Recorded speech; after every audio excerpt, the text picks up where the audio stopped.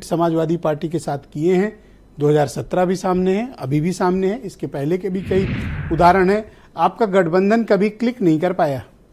अभी जब इस डिबेट की शुरुआत हुई तो आपने एक बड़ी अच्छी बात कही कि बहुत सारा पानी बह गया है गंगा जी में। गंगा जी ये में। गंगा जी का इलाका है ना जिधर से मैं बता रहा हूँ। तो मैं वहीं से अपनी बात शुरू करता हूँ। पिछले 7 सालों में इस प्रदेश में केंद्र भाजपा की सरकार और केंद्र में भाजपा की सरकार, बहुत पानी वाकई बह गया।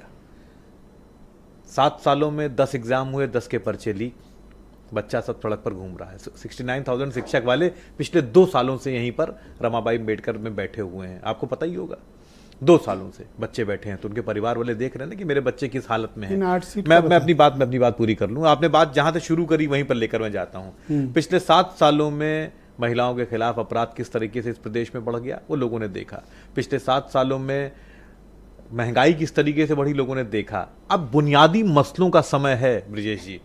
और क्या बुनियादी मसले? जैसे मैं जिनके नाम ले रहा हूं, ये बताइए कि अभी बमुश्किल 3 महीना पहले 50 लाख लड़के एग्जाम में बैठे और पर्चा लीक हो गया। तो ये बात कहने राहुल गांधी इन 8 सीटों पे क्यों नहीं गए?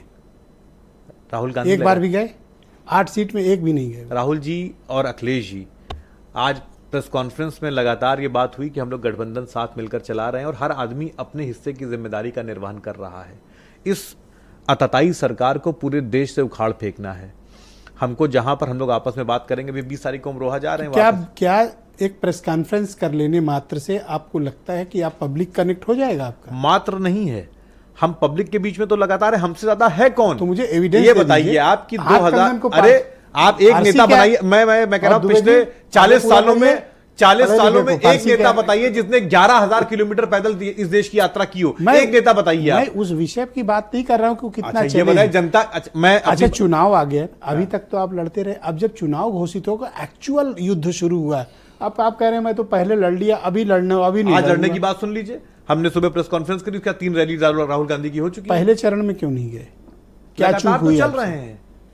आपने इमरान मसूद को लावारिस छोड़ा, आज जाके प्रियंका गांधी किसी तरह दोपहर में 2 घंटे। इमरान मसूद लावारिस नहीं है, वो मजबूत प्रत्याशी आप मुझे एक स्टार प्रचारक का नाम बताइए जो उनके यहाँ गया हो। वो मजबूत प्रत्याशी है और लगातार वहां पर प्रचार चल रहा है। ये कैजुअल अप्रोच है चुनाव। कैजुअल अप्रोच नहीं है। मैं इस बात को चैलेंज से कहता हूं कि हम लोगों से ज्यादा सड़क पर है कौन? बुनियादी मसलों को उठाकर उससे बात कौन कर रहा है? आप नरेंद्र मोदी जी के पिछले 3 महीने के भाषण उठाकर देख लीजिए। आप जाते क्यों नहीं पब्लिक के बीच? हम पब्लिक के बीच में लगातार हैं। हमारी गारंटी कार्ड घर घर बट रहे हैं। आपको पता है इस बात को? 40 स्टार प्रचारकों के नाम आप खुद हमारे गारंटी कार्ड आपने मुझे भी भेजे थे।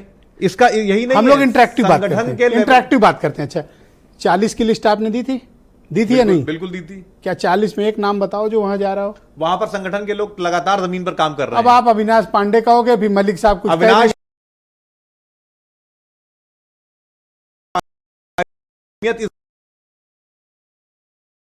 आदमी है। और एक बात मैं आपको बता दूं, बिना संगठन के चुनाव नहीं लड़े जा सकते।